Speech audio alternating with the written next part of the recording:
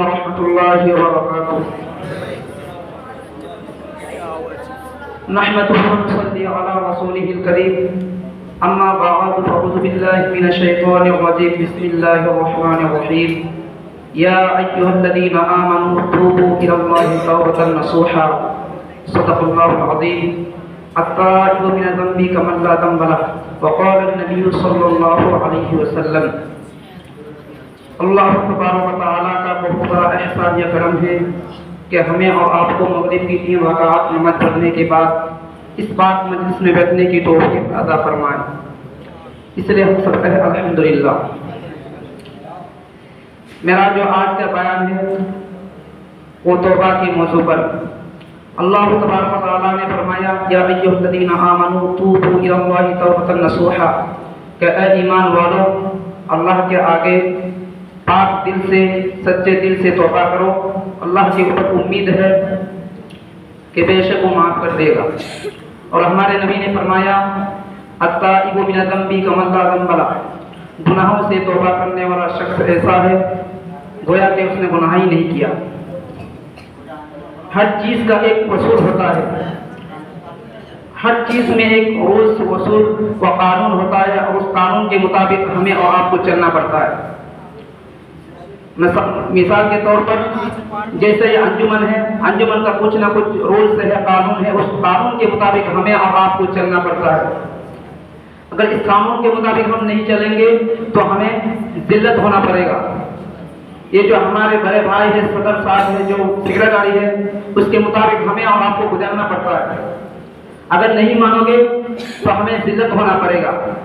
جیسا کہ ہم مدرسہ میں آئے, اس مدرسہ کے بھی کچھ نہ کچھ رولز ہے, قانون ہے, اس قانون کے مطابق ہمیں اور آپ کو چلنا پڑتا ہے. اس قانون کو اگر ہم توڑیں گے تو ہمیں ذلت ہونا پڑے گا, یہاں تک کہ ہمیں مدرسہ سے نکل بھی سکتا ہے. تو اب کہیں پر بھی چلا جائے, ہر چیز میں اسکول, کالج, یونیورسٹی, ہر جگہ میں کہیں نہ کہیں قانون اور رولز ہوتا ہے. اس رولز کے مطابق ہمیں اور آپ کو چلنا پڑتا ہے. اگر نہیں چلو گے تو ہمیں ذلت ہونا پڑے گا. اور ہم سب یہاں آئے کیوں؟ علم حاصل کرنے کے لیے. چاہے جس کلاس میں پڑھتے ہو, ہمارا مقصد کیا ہے؟ چاہے فارسی پڑھتے ہو, قرآن پڑھتے ہو, چاہے حفظ کرتے ہو, جس کلاس میں پڑھتے ہو, لیکن ہمارا مقصد کیا ہے؟ ہم ابھی علم حاصل کر رہا ہے. اور علم کا بھی کچھ قانون ہے, رولز ہے, اس قانون کے مطابق ہمیں اور آپ کو چلنا پڑے گا. اگر قانون کے مطابق نہیں چلو گے تو ہم کامیاب نہیں ہو پائیں گے اور ہمیں ذلت ہونا پڑے گا. اور علم میں ایک روشنی ہے. علم کا جو سب سے پہلے قانون ہے, جو بڑا حکم ہے, اس حکم کے مطابق چلنا پڑے گا. اور علم کا حکم کیا ہے کہ آپ کو گناہ چھوڑنا پڑے گا. آپ اگر گناہ نہیں چھوڑیں گے تو آپ گناہ کرتے کرتے آپ کے دل میں کلا ہو جائے گا, آپ کا دل کلا ہو جائے گا اور آپ کے پاس علم نہیں آئے گا. اور علم اتنا کنجوس چیز ہے کہ آپ محنت کرتے رہو, بہت محنت کرنے کے بعد کچھ علم آتا ہے اور اس علم کا اگر آپ قدر کرو گے تو آپ کے سامنے رہے گا, ورنہ وہ بھی دور چلا جائے گا. تو ہمیں علم حاصل کرنے کے لیے سب سے پہلے کیا کرنا پڑے گا؟ جو تمام گناہ ہے, تمام برائی ہے, اس برائی سے ہمیں بچنا پڑے گا, اس گناہ کو چھوڑنا پڑے گا. یعنی ہمیں توبہ کرنا پڑے گا. اور توبہ کیسا توبہ کرنا پڑے گا, کس طرح توبہ کرنا پڑے گا, میں آپ کے سامنے مختصر سے ایک واقعہ سنا کے میرا بیان ختم کر دوں گا انشاءاللہ.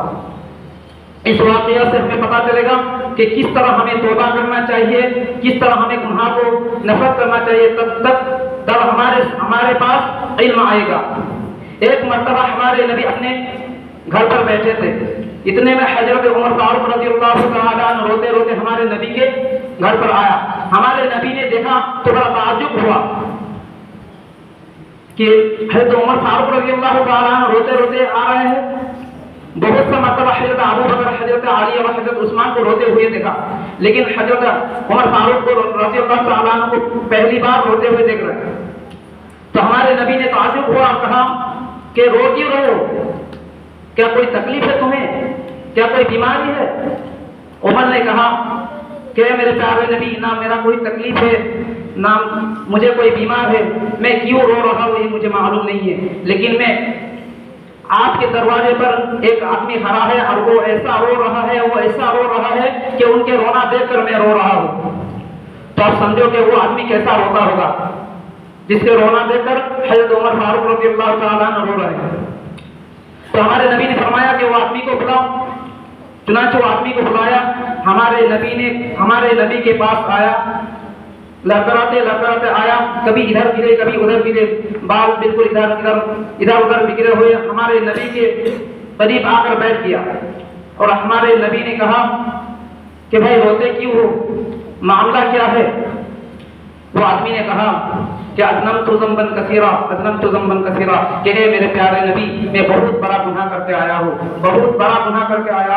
آپ کے دروازے پر آیا، آپ اللہ سے کہہ دیجئے کہ تاکہ اللہ مجھے معاف کر دے۔ ہمارے نبی نے بہت پیار سے ان کے سر پر ہاتھ رکھ کر کہا کہ بھائی کیا گناہ کر کے آئے ہو؟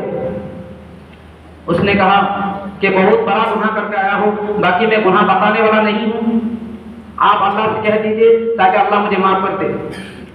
بہت دیر ہمارے نبی نے بہت دیر تک سمجھایا، اور سمجھانے کے بعد وہ آدمی کہنا نہیں چاہتا۔ ہمارے نبی نے فرمایا کہ میرے بھائی تمہارے گناہ اتنا بڑا ہے کہ اللہ بھی ناماز کرے۔ آخر میں وہ آدمی کہا، بہت عجیب و غریب گناہ بتایا، غور سے سنیے گا۔ وہ آدمی نے کہا کہ اے میرے پیارے نبی، میرا کام ہے، میں ایک چور ہوں، مدینہ کے رہنے والا ہوں، ایک چور ہوں، میں چوری کرتا ہوں، دنیا میں اور بھی چور ہوں گے لیکن وہ کسی اور کا، وہ زندوں کا چوراتا ہوگا، میں مردوں کا چوراتا ہوں۔ مجھے جب بھی خبر ملتا ہے کوئی انتقال ہوا اور اس کے قبر پر جاتا ہو اور اپنے عادت کے مطابق قبر کو کھودتا ہو اور کفن کو نکالتا ہو اور اس کو بازار مارکیٹ میں تجارت کرتا ہو، یعنی بیچ دیتا ہو، اسی طرح میں زندگی بسر کرتا ہوں۔ آپ کو معلوم ہوگا، ہمارے نبی کو کہہ رہے ہیں کہ آپ کو معلوم ہوگا کہ 3 دن پہلے ایک لڑکی کا انتقال ہوا اور آپ نے جنازہ کی نماز پڑھائی، میں بھی وہاں موجود تھا تاکہ دیکھ لو رات میں چوری کرنے میں آسان ہو۔ جب آپ سب نماز پڑھا کے دفنا کے واپس چلا آیا تو میں رات میں گیا اور عادت کے مطابق اس قبر کو کھودا اور اس کفن کو میں کھینچا، اور جب میں کھینچا تو دیکھا کہ جو لڑکی تھی وہ بہت حسین و جمیل تھی اور مجھے شیطان نے دھکا دیا اور میں نے اس کے ساتھ ہم بستری کر لی۔ جب میں نے ہم بستری کیا اور جب واپس آنے لگا تو وہ لڑکی نے میرے ہاتھ کو پکڑا اور کہا کہ کہاں جا رہے ہو؟ میں جب تک دنیا میں زندہ تھی تب میرے عزت پر کسی نے حملہ نہیں کیا، آج میں مر چکا ہوں، میرے عزت پہ تو نے حملہ کیا، کہاں جا رہے ہو؟ میں قیامت کے دن تمہارے دامن کو پکڑنے والا ہوں، قیامت کے دن تیرے حساب لینے والا ہوں، کہاں جا رہے ہو؟ وہ آدمی کہتا کہ یہ جملہ میں نے سنا اور چلا آیا، آپ کے دروازے پر آیا کہ اللہ سے آپ کہہ دو تاکہ اللہ مجھے معاف کر دے۔ عمر کہے گا تو معاف نہیں کرے گا، ہم کہیں گے تو معاف نہیں کریں گے، معاف نہیں کرے گا، اس لیے میں آپ کے دروازے پر آیا تاکہ اللہ معاف کر دے، آپ اللہ سے کہہ دیجئے۔ نبی نے فرمایا کہ اتنا بڑا گناہ کر کے آیا، مجھے لگتا ہے کہ اللہ تجھے معاف نہیں کرے گا۔ وہ آدمی کو کہا کہ جا تم چلے جاؤ اب اللہ کے حوالے سے۔ چنانچہ وہ آدمی مدینے کی طرف چلا گیا، مدینے کی جنگل کی طرف چلا گیا اور وہاں روتا رہا۔ جو بھی معاملہ ہوا ہوگا 3 دن گزر چکا۔ 3 دن گزرنے کے بعد ہمارے نبی ایک مرتبہ بیٹھے تھے، حضرت ابو بکر، حضرت عمر، حضرت علی اور حضرت عثمان اور سارے صحابہ بھی بیٹھے تھے۔ اتنے میں حضرت جبرائیل علیہ السلام آیا اور ہمارے نبی کو سوال کیا، اتنے سوال کیا اور جو سب سے پہلے سوال تھا ہمارے نبی کو کہا کہ اے نبی، 7 آسمان کو کس نے پیدا کیا؟ نبی نے کہا کہ اللہ نے۔ 7 زمین کو کس نے پیدا کیا؟ نبی نے کہا کہ اللہ نے۔ انسان کو کس نے پیدا کیا؟ نبی نے کہا اللہ نے۔ ہمارے نبی بہت تنگ ہوا اور کہا کہ یہ سوال مجھے کیوں کرتے ہو؟ مجھے تو سب کچھ پتا ہے کہ یہ سب کچھ پیدا کرنے والا اللہ، یہ سوال مجھے کیوں کرتے ہو؟ فرشتہ نے کہا، جبرائیل علیہ السلام نے کہا کہ اللہ بتانا چاہتا ہے کہ آپ کو اگر سب کچھ معلوم ہے کہ سب کچھ پیدا کرنے والا اللہ ہے تو 3 دن پہلے جو آدمی آیا تھا اللہ نے اس کو بھی معاف کر دیا، آپ بھی اسے بلا لو اور بلا کے کہہ دو کہ اللہ نے آپ کو معاف کر دیا۔ चुनांचे हमारे नबी ने हजरत अबू बकर और सारे सहाबा को कहा कि वो आदमी को बुलाओ।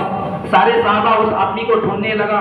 हजरत उमर कहता कि मैं आगे था और देखा कि वो आदमी मदीने की एक जंगल के पहाड़ के नीचे रो रहा था, सजदे में रो रहा था।